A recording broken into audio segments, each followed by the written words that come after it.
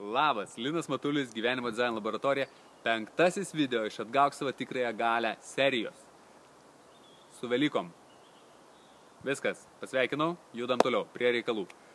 Šito video esmė yra ta nemaloni būsena, į kurią periodiškai didelė dalis mūsų patenka. Tai yra būsena, kai tau pradeda atrodyti, kad tu jau žinai, kaip viskas bus toliau. Kad tavo gyvenimas tapo toks nuspėjamas ir pasikartojantis, kad tu jau žinai, kaip viskas bus toliau, iki laiko pabaigos. Viskas va tiesiog taip kažkaip maždaug ir tęsis. Ir jo bus savaitgaliai su draugais, jo bus periodiškai pasitaikančios trumputės atostogos Turkijoje, arba jeigu po ilgų nuobodaus darbo metų pavyks šiek tiek praturtėti, atostogos bus kažkurioj truputį egzotiškesniai pasaulio vietoje. Tailande, Naujojoje Zelandijoje, prie Karibų jūros salų. Bet nieko iš esmės naujo, nieko iš esmės kokybiškai naujo, įdomaus, vežančio, netikėto, euforiško jau nebebus. Visą tai praeitį, kažkur vaikystėj. Buliaus papai, kokia nesąmonė. Šitoj haliucinacijoj gyventi yra žiauriai neįdomu. Aš pats esu ten buvęs, atrodo, kad gyvenimas išteka iš tavo venų, iš tavo atomų, dingsta gyvybė, dingsta spalvos, dingsta kvapai, garsai, viskas jau ragauta, girdėta, matyta, nieko iš esmės naujo, dingsta jausmai, pradedi veikti kaip robotas. Tai mano tikslas, šito video tikslas yra pasidalinti su tavim tuo mažu, bet galingu, elementariosios magijos gabaliuku, kuris eliminuoja šitą haliucinaciją.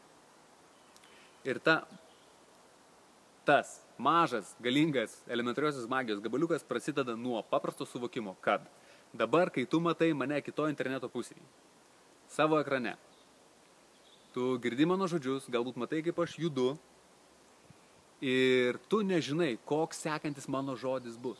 Iki pat tos akimirkos, kol aš jo neištariu. Ir tu lygiai taip pat nežinai, koks mano sekantis judesys bus. Iki pat tos akimirkos, kol aš jo nepadarau. Ir dabar gali atrodyti, nu ir kas čia tokio, kur čia ta elementarioji magija, čia ir taip viskas aišku. Aš ir taip žinau, kad nežinau, kas bus toliau. Aha, čia yra nebloga vieta pradėti. Aš nežinau, kas bus toliau.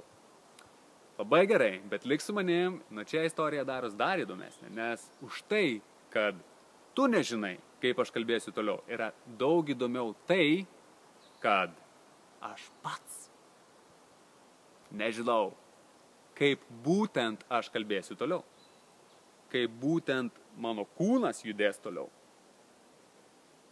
Aš esu pasakojęs šitą istoriją, kurią tau dabar vynioju. 100 000 trilijonų kartų. Gerai, ne 100 000 trilijonų, bet keliasdešimt kartų drąsiai. Savo šeimai, draugams, draugų draugams, pažįstamiems ir nepažįstamiems. Ir kiekvieną kartą aš esu iš naujo nustebęs, kaip būtent aš tai padarau. Kokiais būtent žodžiais, kokiais būtent gestais, kokiom būtent emocijom, balso tembru, greičiu. Mano kūnas ir protas visą tai padaro. Aš būnu apšalęs kiekvieną kartą iš naujo. Bet žinai, kas yra dar įdomiau? Už tai, kad aš pats nežinau, kaip aš kalbėsiu toliau. Taip, aš žinau kryptį, kurią aš noriu kalbėti. Aš žinau jausmą, suvokimą, emociją, mintį, kurią noriu perteikti tau. Bet aš nežinau, kokiais būtent žodžiais aš padarysiu tai, ar ne? Bet už tai dar įdomiau yra tai, kad lygiai tas pats vyksta mūsų mintise. Mano mintise, tavo mintise. Tu nuolat nežinai, kokia sekanti tavo mintis bus. Iki pat tos akimirkos, kol ji neprasisuka tavo sistemoje, tavo suvokime. Tu nuolat nežinai, kokia sekanti tavo mintis bus, tol, kol ji neprasisuka tavo suvokime. Ir labai gali būti, kad tu dabar pastebėjai tą tarpą tarp savo minčių. Ir gali būti, kad tai nutiko pirmą kartą. Ir čia verta atsiminti, kad tarp tavo minčių visada yra tarpai. Tik kartais jie labai maži, bet tu gali išmokti, kad jie būtų didesni. Kodėl tai yra vertinga, pakalbėsim netrukus. Bet tu nuolat nežinai net to, kokia tavo sekanti mintis bus. Bet apsimeti lyg žinoti. Čia yra tikra suvokimo magija. Tu nuolat nežinai net to, kokia sekanti tavo mintis bus, bet apsimeti lyg viską žinotum. Tai kaip tada taip nutinka, kad tau atrodo, kad tu žinai, kaip atrodys tavo gyvenimas iki pat laiko pabaigos? Nežinai. Bet atrodo lyg žinotum. Kodėl? Nes tu įstrigai tam pačiam pasikartojančių minčių rinkinį. Tavo mintys pradėjo kartotis. Tu nežinai, kokia jinai būtent bus, sekanti tavo mintis, bet jin bus viena iš šito debesėlio, kažkuri. Ten yra, sakykime, 100 000 minčių ir jos periodiškai kartojasi. Ir jeigu pas tave sukasi nuolat tos pačios mintys, jos sukelia nuolat tos pačius jausmus. Nes mintis veda į jausmą, ar ne?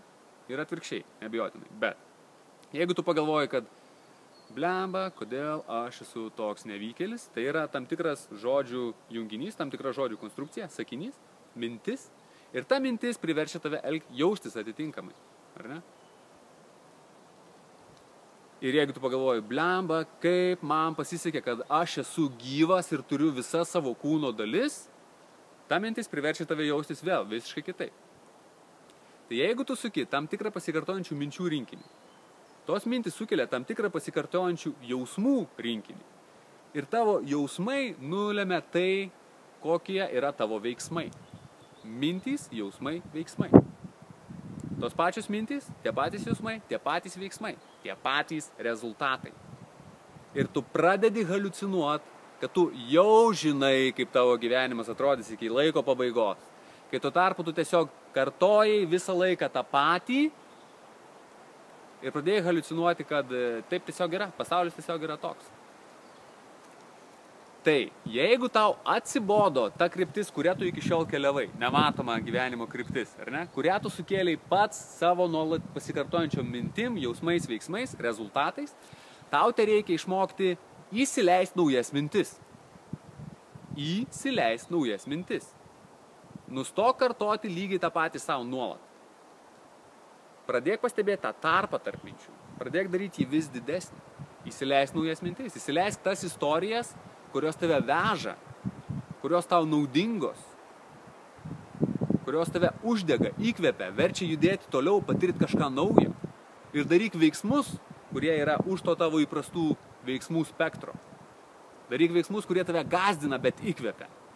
Veža, pripildo, išplečia. Ir prieš užbaigiant visą šitą, dar porą svarbių pastebėjimų. Tavo mintis tau atrodo labai tikros. Mano mintis man atrodo labai tikros. Mūsų visų mintis mums atrodo labai tikros. Bet jos tokios nėra. Netikėk viskuo, ką savo sakai. Nes jeigu pažiūrėsi, kaip tu pasakoji savo apie pasaulį, tu pats savo kažką pasakai ir pats savo patvirtini. Jo, taip ir yra. Ir tada tą pačią mintį patvirtina tavo aplinka. Tavo draugai, pažįstami draugų draugai, bendradarbiai ir taip toliau. Ir jeigu tu gyveni toj terpėj, kuri patvirtina nuolat tą patį ribojančių minčių spektrą, akivaizdu, kad tau pakeisti savo gyvenimo kryptį yra labai sunku, nes tu vos pabandai, jie tave gražina. Ne. Pasaulis yra tiesiog toks ir nieko čia nepadarysi. Todėl labai verta apsupti save žmonėm, kurie savo mintim kreipia save į tą gyvenimo būdą, kurio iš tikrųjų nori. Į tą pasaulį, kurio jie iš tikrųjų nori. Vienas geriausių būdų, tikrai, 100 000%, pažadu tam, yra Atgauk savo tikrąją galią kursą, kuris startuoja nuo gegužės 1 dienos. Vėl, neįkirėsiu tau su reklamom, periodiškai priminsiu, bet jeigu tu atvarysi ten ir pamatysi, kad ta bendruomenė tavęs neįkvepia keliauti ten, kur tu iš tikrųjų nori būti, neduoda tau tų įrankių, kurių tau reikia, kad tu nukeliautum į tą gyvenimo būdą, kurio tu nori, kuo greičiau, lengviau, efektyviau, džiaugsmingiau, mes tau tiesiog gražinsim pinigus. 2 savaitės gali praeiti pusę kursų. Jeigu suprasi, kad tai ne tai, ko man reikia, mes tau gražinam pinigus, jokių papildomų sąlygų. Apsupk save žmonėm, tais, kurie nuolat plečia savo ribas, kurie nuolat ieško, kaip jie gali gyventi autentišką savo gyvenimą, kaip jie gali kuo labiau įdarbinti savo unikalią konfiguraciją, savo kūrybinį potencialą, kurti kuo daugiau džiaugsmo ir vertės tiek savo, tiek kitiems, apsupk save tai žmonėm. Net jeigu nedalyvausi, atgauk savo tikrąją galę kursą. Ir dar labai įdomus dalykas yra pora pastebėjimų. Viena. Tai Čarlzo Hanelio auksinė citata. Aš ją jau esu sakęs kažkada anksčiau savo kitame video. Suvalgiau musę ką tik. Labai mažą musytę, įskrido burną. Nesmė. Čarlzo Hanelio citata skamba taip. Tikslumas, parenkant žodžius ir konstruojant sakinius, yra aukščiausia architektūros forma civilizacijai. Ir todėl tai yra kelias į sėkmę.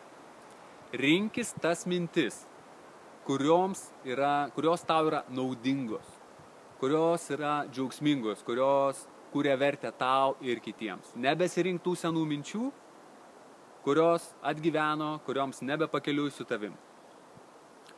Ir pabaigai.